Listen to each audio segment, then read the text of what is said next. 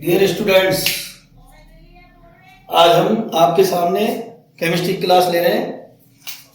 देखिए, आरबीएसई हो या सीबीएसई हो, बोर्ड दोनों ही बोर्डों की परीक्षाएं बहुत नज़दीक हैं और हम सबसे पहले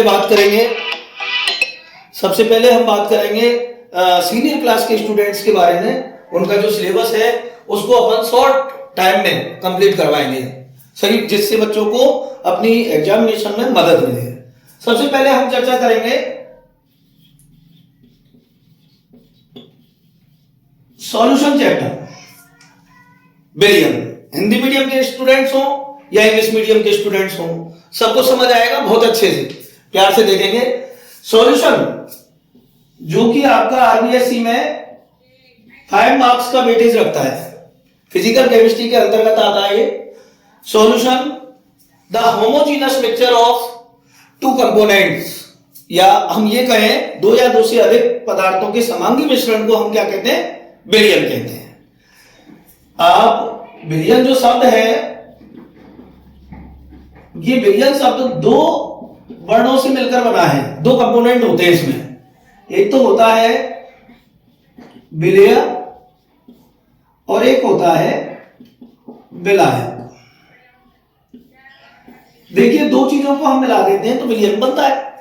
अब आप बिलिय को कैसे आइडेंटिफाई करेंगे, बिलायक को कैसे आइडेंटिफाई करेंगे? जो कंपोनेंट नॉर्मली, सामान्यतः जो कंपोनेंट मिक्सचर में बहुत कम मात्रा में प्रेजेंट है, उस कंपोनेंट को तो हम कहेंगे बिलिय। और the component which is present in mixture in maximum quantity, maximum quantity में जो प्रेजेंट है उसको कहते हैं हम बिलायक। अब ये दोनों चीजों को मिला दिया आपने, बिलिय और बिलायक, तो बन गया आपका मिक्सचर बिलियन। बिलियन बच्चों, इसका जो क्लासिफिकेशन की बात करेंगे,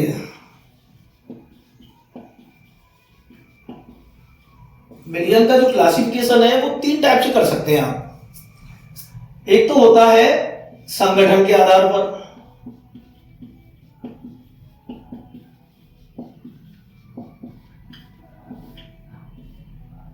जो कंपोजिशन होता है ना सॉल्यूशन का, कंपोजिशन की बेसिस पर सॉल्यूशन 2 टाइप्स का होता है यहां। एक तो होता है समांगी, होमोजीनस जिसे कहते हैं, और एक होता है विषमांगी। होमोजीनस मिक्सचर तो ऐसे मानो कि आपने जैसे कोई भी सॉल्यूशन लिया, उसकी एवरी पार्ट में, ईच पार्ट में सॉल्यूट और सॉल्वेंट दोनों की जो और कंपोजिशन है वो बिल्कुल सेम होगा, समान होगा। जैसे आप मान लो कि NaCl प्लस H2, इसको आपने बोल दिया इन दोनों को, तो इनके प्रत्येक पार्ट में इनका कंपोजिशन NaCl का और H2O का सेम होगा, तो इसे तो कहेंगे हम समांगी। मतलब वह बिलियन जिसके प्रत्येक भाग में बिलिय तथा बिलायक का संगठन समान हो, वो क्या कहलाता है? समांगी बिलियन। और जिसमें बिलिय और बिलायक का कंपोजिशन समान नहीं होता है, जैसे मान लो आपने ले लिया मिट्टी ले ली और H2O मिला दिया, या फिर मिट्टी को छोड़िए, आप सल्फर ले लो और H2O को मिला दिया। सल्फर वाटर में कभी डिसॉल्व होता ही नहीं है। तो ये जो मिक्सचर है, सल्फर और H2O का मिक्सचर, ये हेटेरोजीनस मिक्सचर की कैटेगरी में आता है। इसमें सॉल्वेंट, सॉल्यूट और सॉल्वेंट दोनों एक दूसरे में बहुत अच्छे से घुलते नहीं है। मतलब ईच पार्ट ऑफ मिक्सचर, दोनों कंपोनेंट का जो कंपोजिशन है वो बिल्कुल सेम नहीं होता, कहीं ज्यादा होता है, कहीं कम होता है। अर्थात आप ऐसे समझें कि वह बिलियन जिसके किसी भी भाग में बिलिय और बिलायक का संगठन समान नहीं होता है, उसे क्या कहते हैं हम? विषमांगी बिलियन। एक तो आपका हो गया classification basis of composition, solute and solvent. दूसरा क्लासिफिकेशन होता है जल में विलेयता के आधार पर, या ऐसे मान लीजिए आप विलेय की मात्रा के आधार पर, विलेय पदार्थ जो होता है उसकी मात्रा के आधार पर आप सॉल्यूशन को 5 पार्टों में डिवाइड करते हैं। पहला पार्ट जो होता है वो होता है तरल विलियन। और दूसरा पार्ट होता है सांद्र विलयन, एक होता है आपका संतृप्त विलयन, सैचुरेटेड सॉल्यूशन जिसे कहते हैं। अगला पार्ट जो होता है वो होता है असंतृप्त विलयन, और लास्ट पार्ट होता है अपना वो होता है अति संतृप्त। अब देखेंगे आप इसको। देखो बच्चों, तनु विलयन से तात्पर्य होता है ऐसा सॉल्यूशन जिस सॉल्यूशन में सॉल्यूट जो कंपोनेंट है उसकी बहुत कम क्वांटिटी उपस्थित हो, अर्थात विलेय पदार्थ की जिसमें बहुत कम मात्रा उपस्थित होती है उसे कहते हैं हम तनु विलयन। जैसे मान लो आपने ले लिया एक बीकर ले लिया और उस बीकर में लगभग ऐसे मान लीजिए आप 100 ml वाटर डाल दिया। 100 ml इसमें क्या है? वाटर इज ए सॉल्वेंट है, और इस वाटर में आपने ओनली 10 ग्राम NaCl ऐड कर दिया। तो अब बताइए आपकी NaCl की क्वांटिटी जो है वो H2 की क्वांटिटी से कम है या ज्यादा है? कम है। NaCl यहाँ सॉल्यूट है और H2O यहाँ सॉल्वेंट है। तो सॉल्यूट की जो क्वांटिटी है वो जब बहुत कम मात्रा में उपस्थित होता है, मतलब बहुत कम होती है क्वांटिटी उसकी, तो ऐसे सॉल्यूशन को हम क्या कहते हैं? तनु विलयन। इसको अंग्रेजी में कहा जाता है डाइल्यूट सॉल्यूशन। नेक्स्ट बात करेंगे हम सांद्र विलयन। सांद्र विलयन ऐसे विलयन होते हैं जिनमें जो सॉल्यूट है अर्थात विलेय पदार्थ है वो बहुत अधिक मात्रा में उपस्थित होता है।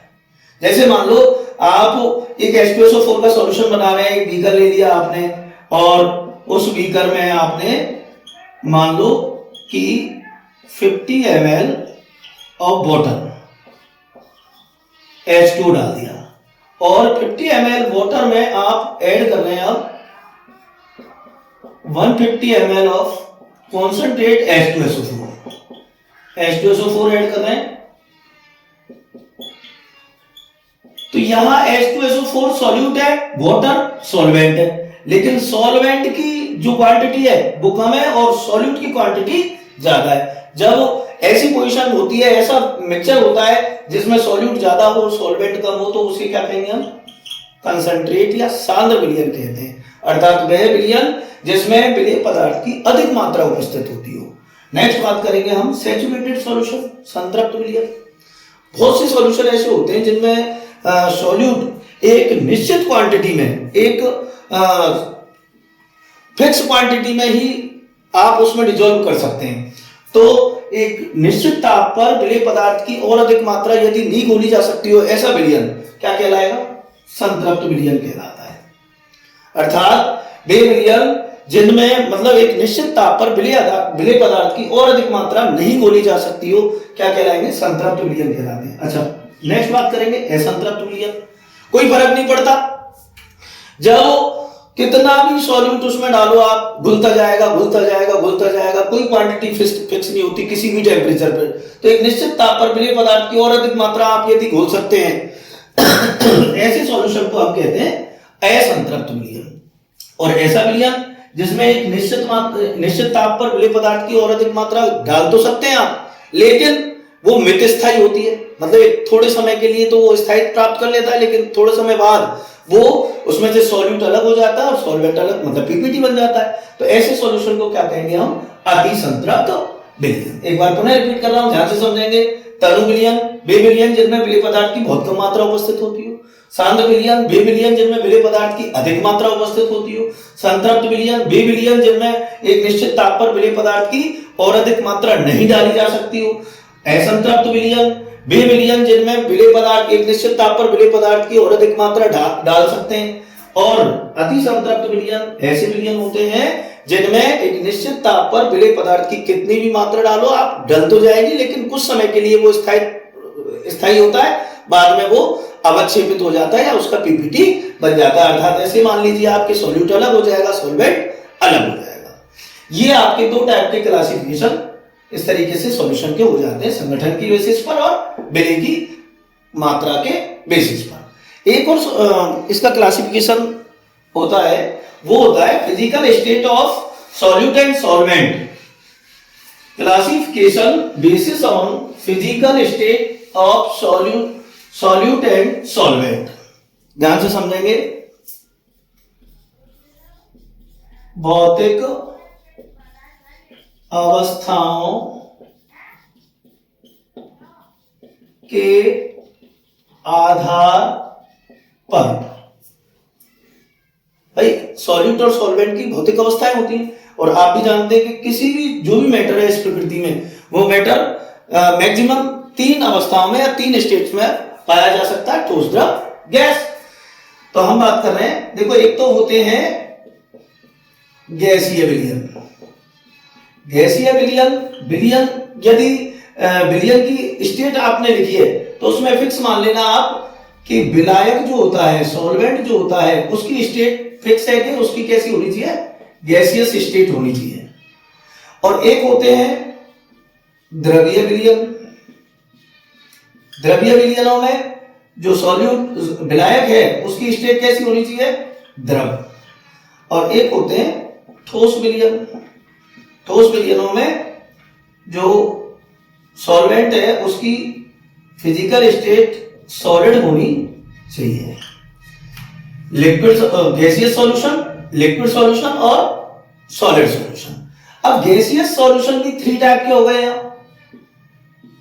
3 टाइप के कौन कौन होंगे, जैसे मान लो आप, मैंने यहां लिख दिया गैस, ये सॉल्वेंट है विलायक, और यहां होगा विलय। अब ऐसा भी हो सकता है कि भाई विलायक गैस है और उसमें विलय गैस ही हो, तो गैस में गैस का विलयन हो जाएगा, वो गैसीय विलयन होता है। तो गैस में गैस के विलयन को हम कहते हैं गैसीय विलयन, ऐसे मान लो आप। और इसका एग्जांपल की यदि हम बात करेंगे तो देखो वायुमंडलीय गैसें जो होती हैं, वायुमंडलीय गैसें, या ऐसे मान लो O2 and N2, mixture of O2 and N2, क्या कहलाएगा, गैसीय विलयन कहलाएगा, जिसमें सॉल्वेंट भी गैसियस फेज में और सॉल्यूट भी गैसियस फेज में। सॉल्वेंट तो आपको गैसियस फेज में रखता है, ये गैसियस सॉल्यूशन पढ़ रहे हैं। तो अब हम बात कर रहे हैं सॉल्यूट को, तो सॉल्यूट यदि इसमें द्रव है तो भी ये गैसीय विलयन है। गैस में द्रव का सॉल्यूशन, जैसे एग्जांपल्स की बात करेंगे हम, कोहरा, धुंध, इनमें क्या होता है, कोहरे में क्या होता है, गैसियस स्टेट ज्यादा होती है, मतलब गैसें ज्यादा होती है, और लिक्विड जो है, वाटर वेपर जो है, वो बहुत कम मात्रा में होती है।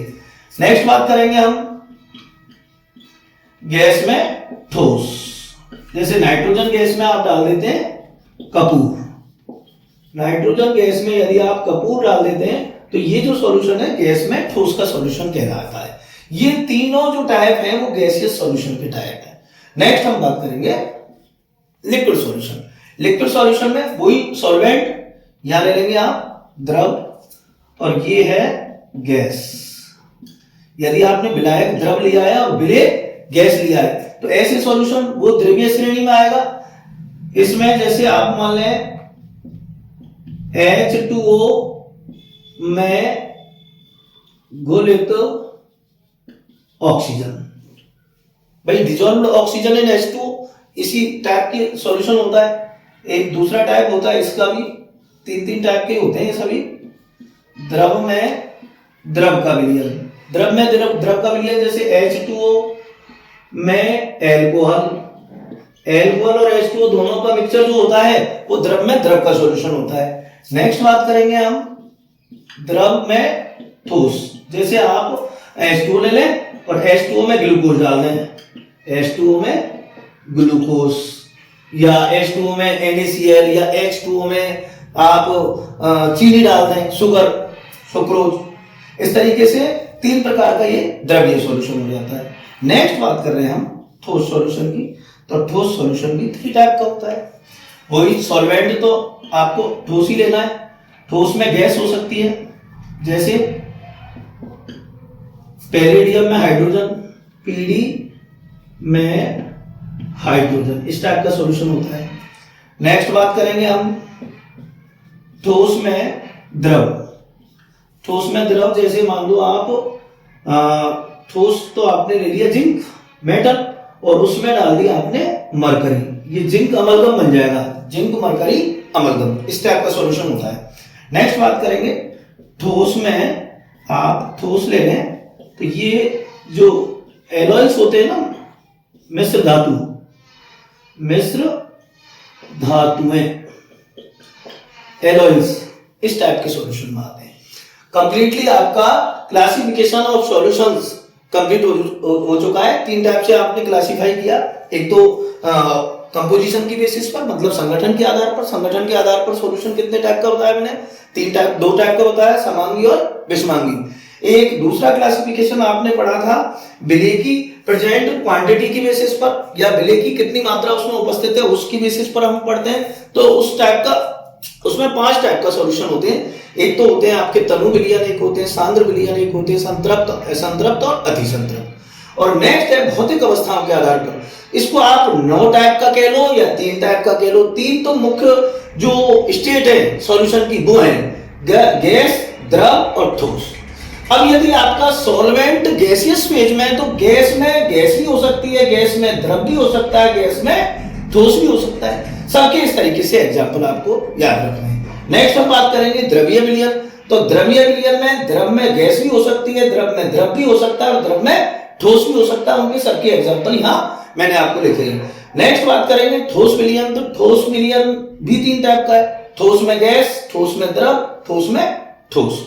एग्जाम्पल्स विशेषकर आपको याद रखने, क्योंकि एमसीक्यू इस बार सिलेबस में क्या सभी एनसीईआरटी ये हो, अपने आरबीएसई हो या सीबीएसई हो, उनमें सब में आपके एमसीक्यू के क्वेश्चन आने ही है। तो एमसीक्यू में इस तरीके के शॉर्ट आंसर टाइप के क्वेश्चन पूछ लिए जाते हैं।